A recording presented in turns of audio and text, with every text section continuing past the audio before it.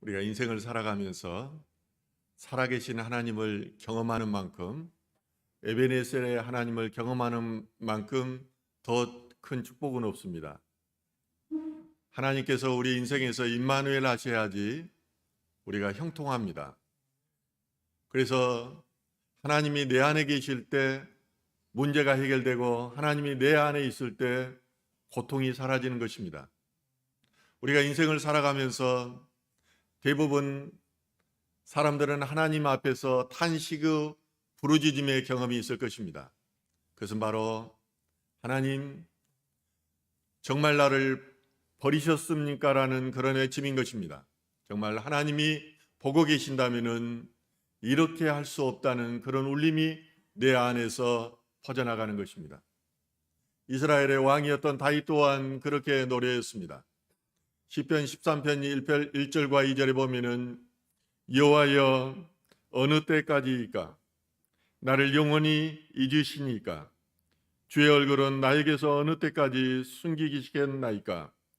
나의 영혼이 번민하고 종일토록 마음에 근심하기를 어느 때까지 하오며 내 온수가 나를 치며 자랑하기를 어느 때까지 하오리이까?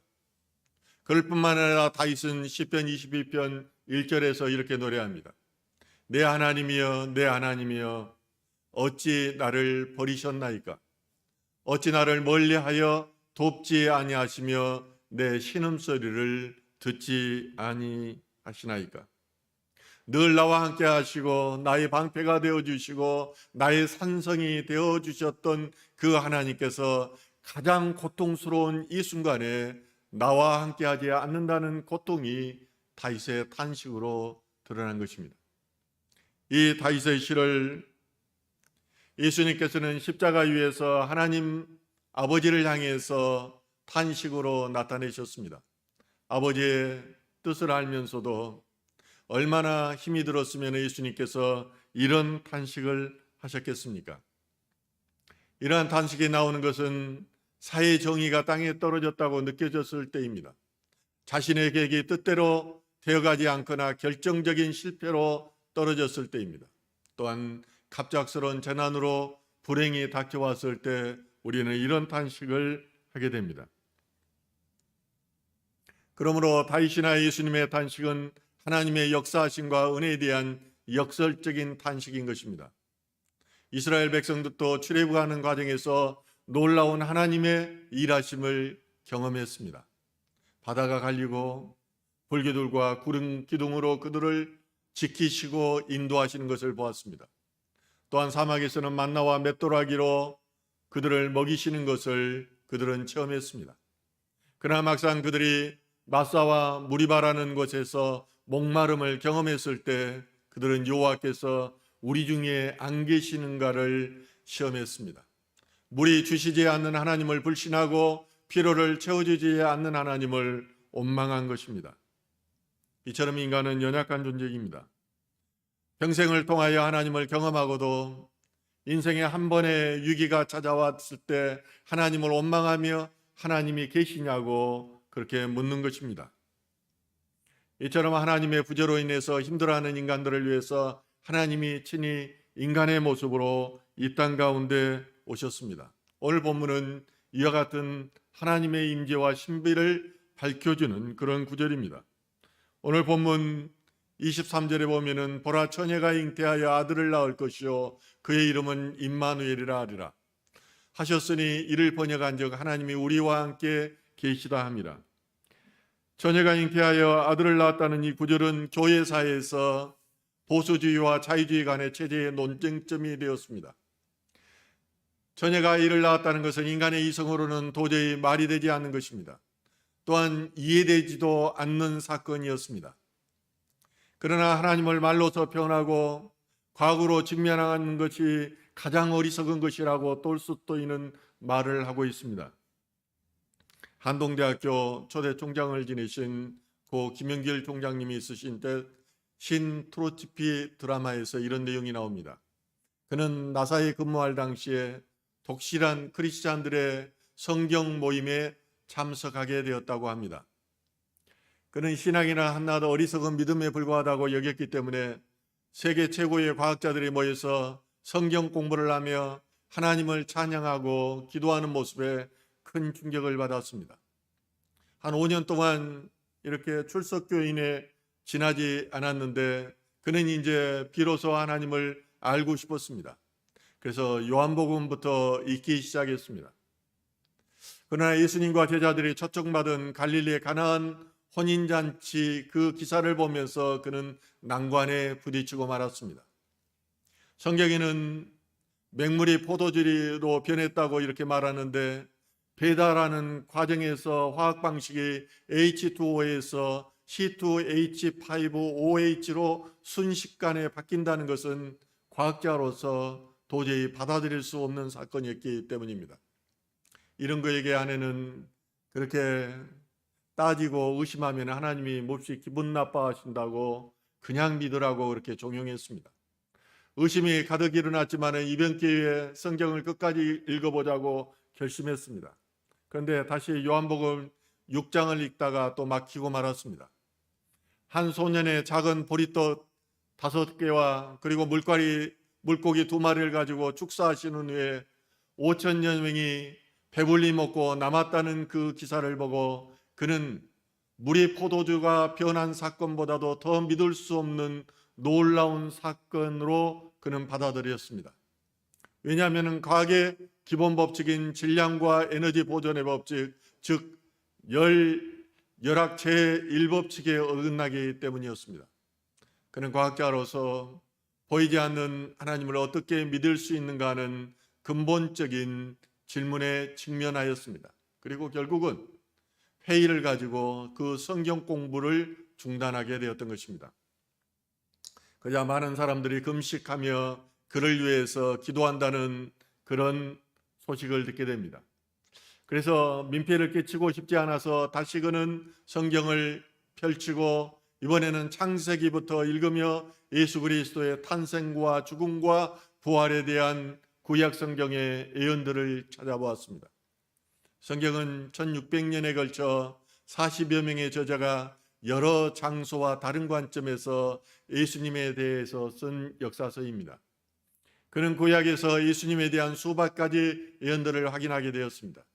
이 예언들이 우연히 성취될 확률은 수학적으로 도저히 불가능한 것입니다. 그러나 성경은 구약시대 약 1100여 년에 걸쳐서 기록된 예언들이 신약시대에서 성취된 것을 보여주고 있었습니다. 이것은 인간의 지식과 지혜로서 된 것이 아니라 계시로 기록되었음을 증명하고 있었습니다. 드디어 그는 성경이 역사적으로 절대적인 신뢰성을 가지고 있음을 확신하게 되었습니다. 창조주 하나님이 존재하시고 인간의 삶을 주관하신다는 결론에 이르게 되었던 것입니다. 그러던 어느 날 지구의 해박이라는 책을 읽자마자 마치 그의 눈을 듣고 있던 비늘이 떨어져 나가는 그리고 영의 세계가 열리는 그런 체험을 하였습니다. 이제 그에게는 형용할 수 없는 기쁨이 몰려왔습니다. 진리를 깨닫는 것이 자신의 지식이 아닌 은혜인 것을 경험했던 것입니다. 처녀의 몸에서 탄생하신 예수님이 이제 믿어진 것입니다. 하나님은 인간을 인격이 없는 로봇처럼 창조하신 것이 아니라 우리에게 자유의지를 주셔서 하나님의 명령을 자발적으로 청종하기를 바라셨습니다. 하지만 인간은 선악과를 따먹었고 영적 죽음과 함께 육체의 죽음이 찾아왔습니다. 그러나 사랑의 하나님은 죽음을 선고받은 인간을 되찾고 싶어 하셨습니다. 하나님의 자녀로 회복되기를 원하셨습니다. 인간을 구원하기 위한 조건으로 완전한 사람이면서 그는 죄가 없는 사람이어야 됐습니다. 그 사람이 죄에 대한 대가를 지불해야 했습니다. 그러나 모든 인간은 제물로서의 자격을 상실했습니다. 그러므로 하나님께서는 인간을 대신한 희생제물을 준비하셨던 것입니다. 하나님이신 예수님께서 동정녀 마리아의 몸을 통해 성령으로 잉태하여 나신 예수님은 완전한 사람입니다. 그에게는 죄가 없는 것입니다. 그러므로 하나님 스스로가 우리의 죄값을 지불하기 위해서 친히 제물이 되신 것입니다. 십자가에 달리심의 예수님은 다 이루었다고 말씀하셨습니다. 이 말씀은 헬라어로 다 지불했다는 의미입니다. 집을 살 때에 계약금을 내고 중도금과 잔금을 다 치르고 나면은 소유권이 이전됩니다. 이처럼 우리의 죄값을 지불하신 예수님 때문에 우리는 하나님의 소유가 된 것입니다. 그러므로 예수님을 영접하고 그의 이름을 믿기만 하면은 우리의 소속이 하나님의 자녀로 바뀌는 것입니다. 이것이 바로 믿음의 기적이며 하나님이 주신 선물인 것입니다. 이사야서 7장 14절은 임마누엘의 징조로 처녀가 잉태하여 아들을 낳을 것이라고 이렇게 말을 합니다. 이사야서 7장 14절 한번 읽겠습니다. 그러므로 주께서 친히 징조를 너희에게 주실 것이라. 보라, 처녀가 잉태하여 아들을 낳을 것이요 그의 이름을 임마누엘이라 하리라.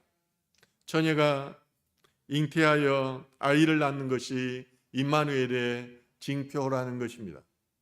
이사야 선지자가 예언하는 것은 세상을 구원하실 메시아가 임마누엘로 세상에 오실 것이라는 것입니다. 즉 흔들리고 있는 우리의 삶의 기반을 확고하게 해줄 진정한 희망과 구원자는 임마누엘로 나타나실 것이라는 것입니다. 임마누엘만이 삶의 유일한 기반이요 보증이라는 것이 성서의 증언입니다. 하나님의 아들 성자 예수님께서 이 땅에 오시려면 인간의 방법으로 잉태되어서는 안 됩니다. 인간의 방법으로 난 사람들은 모두가 죄가 유전되기 때문입니다. 다른 사람들처럼 부모를 통해서 나시게 되면은 그 죄를 물러받아야 되는데 메시아가 될 수가 없습니다. 그러므로 예수님께서는 성령의 역사로 초자연적인 방법을 통해서 태어나신 것입니다. 임마누엘이라는 말씀은 하나님이 우리와 함께 하신다는 뜻이 있습니다. 이사야와 아하스 왕 시대에 이사야 선지자가 아하스 왕의 불신앙에 대해서 상징적으로 예언한 이름을 임마누엘을 번역한 것입니다. 아직 잉태되지 않는 아이에게 붙여진 이름은 하나님이 그의 백성들 사이에서 자비롭고 구원을 위해 임재하신다는 것을 나타내 주시는 하나님의 표징이었습니다. 그런데 오늘 본문에 나오는 예수의 탄생을 통해서 임마누엘이 임한 것입니다. 하나님의 부재 속에서 힘들어하던 인간들이 하나님이 우리와 함께 계시는 것을 경험하게 되는 것입니다. 이제 우리는 나 혼자가 아닙니다. 우리 안에 예수 그리스도가 있기 때문입니다. 요한복음 14장 17절은 이렇게 말합니다. 그는 진리의 영이라. 세상은 능히 그를 받지 못하나니 이는 그를 보지도 못하고 알지도 못함이라. 그러나 너희는 그를 아나니 그는 너희와 함께 거하시며 또 너희 속에 계시겠습니다. 예수님의 영이신 성령님이 우리 안에 우리와 함께 계신다는 것입니다. 이것이 바로 임마누엘입니다. 이 임마누엘이 내 안에서 일어나야 우리가 세상을 살 때 승리할 수 있습니다. 이 임마누엘이 우리 안에서 일어나야지 내가 평강을 이루고 형통할 수 있는 것입니다. 이 임마누엘 하나님이 내 안에 계시는데 어떻게 우리가 주님을 속일 수 있습니까? 어떻게 우리가 주님 안에서 죄를 지을 수 있겠습니까?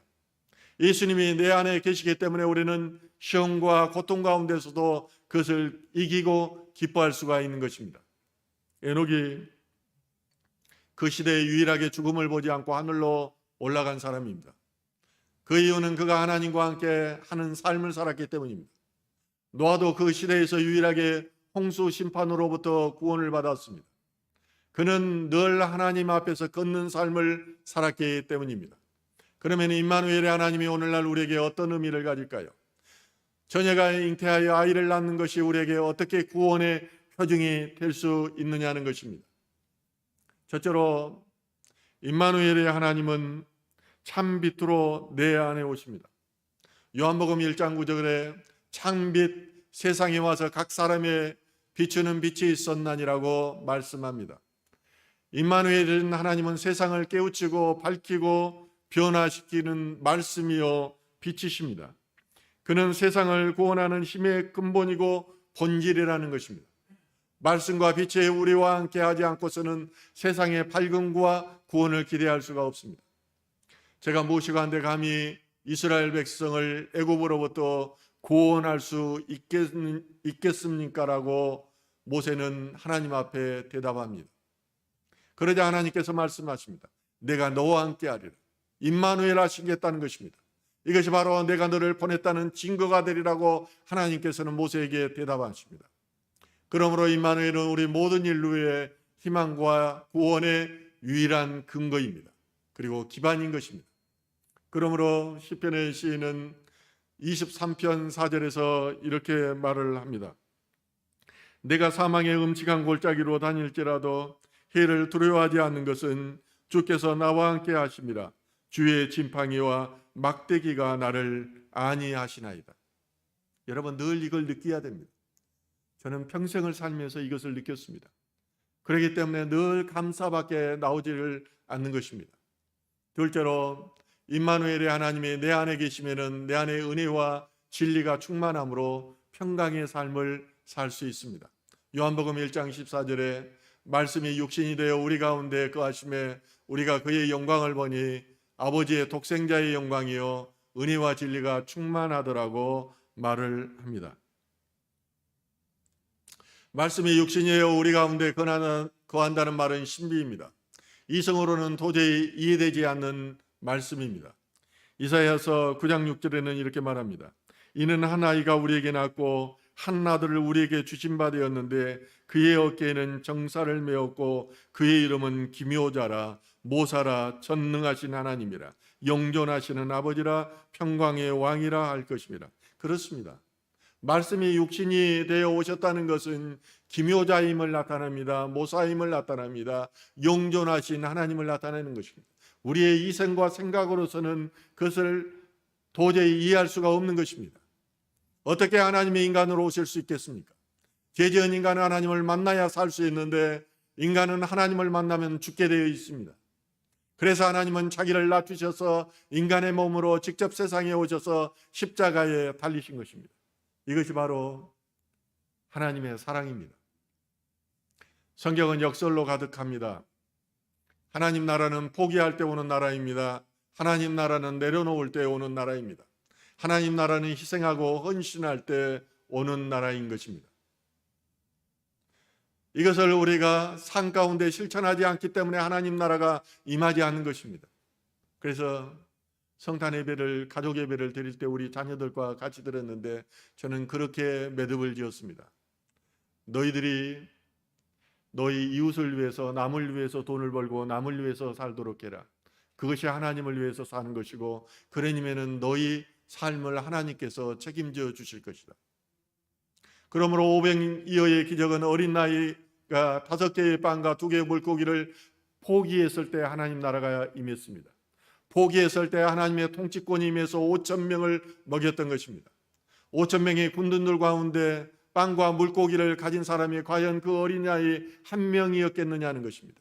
어른들은 이것을 내놓기를 싫어했습니다. 희생하기를 싫어했습니다. 오늘 내일 또 이걸 가지고 먹어야 했기 때문입니다. 그러므로 하나님 나라는 가진 것을 희생한 어린 나이를 통해서 임했던 것입니다. 하나님이 이것을 직접 보이셨으며 예수님이 이것을 우리에게 가르치셨습니다. 그러나 우리 가운데 임마누엘이 임하지 않는 것은 이 가르침을 따르지 않기 때문입니다. 말씀이 임하여 임마누엘을 하셨는데 이것을 믿음과 순종으로 받아들이지 않기 때문에 하나님 나라가 내 안에 임하지 않습니다. 하나님의 통치가 임하지 않는 것입니다. 임마누엘 하신 하나님의 구원의 역사는 말씀에 대한 복종입니다. 빛에 대한 순종입니다. 그리고 십자가의 사랑을 예수님이 하신 것을 내가 직접 실천할 때 나타나는 것입니다. 이것이 바로 약함에 대한 구체적인 증언입니다. 하나님이 우리와 함께 계시며 십자가가 우리의 현실 가운데 세워졌다는 사실은 하나님의 약함에 대한 구체적인 증언이라는 것입니다. 그러나 하나님께서는 자신을 십자가에 못 박히시는 그 약함을 통해서 그의 희생과 사랑을 통해서 비로소 우리를 도우시며 우리를 구원하셨습니다. 사단 마귀는 이것을 알지 못했습니다. 그렇기 때문에 예수님을 십자가에 달았으며 그 약함 때문에 십자가 위에서 철저하게 패배한 것입니다. 그러므로 하나님은 십자가의 약함을 통해서 우리를 절망 가운데서, 탄식 가운데서, 부재의식 가운데서 우리를 구원하시는 것입니다. 하나님은 십자가의 고통을 통하여 우리를 위로하시고 희망을 주시는 것입니다. 이런 이유로 예수 그리스도의 십자가는 사랑이며 용서이고 구원이고 공의이며 완성입니다. 우리는 임마누엘 하신 예수 그리스도의 십자가의 사랑을 가슴에 품어야 합니다. 세상 방식으로 하나님을 바라보는 것이 아니라 하나님 나라의 관점에서 바라보아야 내 안에서 하나님의 임마누엘을 경험하게 됩니다. 실로 능력의 하나님만이 아니라 십자가에 달리시고 죽으시고 심판을 받으시는 무력한 그 하나님이 오히려 우리의 진정한 구주가 되신다는 것은 임마누엘이 우리에게 가르치는 교훈입니다. 왜냐하면 하나님의 인간이 되셔서 우리와 함께 계신다는 것은 자기 부정입니다. 자기 희생입니다. 그리고 진정한 자기 성취를 이룬다는 것을 우리에게 가르쳐주고 있는 것입니다. 그런데 우리가 그리스도의 자기 희생적 사랑을 거부하고 있다는 것은 또한 동시에 임마누엘을 거부하고 있다는 것입니다. 또한 우리가 하나님으로부터 떨어져 나간다는 것을 의미하며 하나님으로부터 소외된다는 것을 의미합니다. 그러므로 우리가 하나님과의 거리감을 제거하고 모든 탄식의 근원을 제거하는 것은 우리의 삶 속에 빛과 말씀 그리고 십자가의 희생을 구원하는 길이라고 하겠습니다. 실로 이 임마누엘의 삶만의 탄식과 고뇌와 죽음의 세력으로부터 우리를 구원하는 유일한 길입니다. 이 소식만이 진정한 의미의 성탄의 기쁜 소식인 것입니다. 하나님께서는 우리와 함께 하시기 위해서 인간의 몸을 입고 우리에게 찾아오셨습니다. 대부분의 종교는 사람이 신을 찾아갑니다. 그리고 자신이 신처럼 되려고 했습니다. 그래서 애굽이나 로마의 왕들은 자신을 신과 같은 존재로 여김받기를 원했습니다. 그러나 기독교는 사람이 신을 찾아가는 것이 아니라 하나님께서 사람이 되어 사람에게 찾아오셨습니다. 오셔서 우리와 함께 하십니다. 그리고 우리를 하나님의 자녀되게 하십니다. 이것은 제가 추상적인 언어의 유의로 말씀드리는 게 아닙니다. 여러분 안에 하나님이 계십니다. 이것을 체험해야 됩니다. 저는 체험했습니다. 체험한 것을 여러분들에게 전달하고 있는 것입니다. 하나님은 내가 고통을 당하는 중에도 함께 하십니다. 병들고 실패하고 낙담하고 세상이 나를 욕하고 등 돌릴 때도 나와 함께 하십니다. 이럴 때 더 큰 음성으로 우리에게 말씀해 주십니다.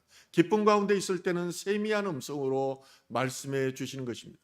인생에서 참을 수 없는 고통과 고난이 찾아올 때 끝까지 남아서 나를 위로하여 주시는 것입니다. 마태복음 28장 20절에는 이렇게 말합니다.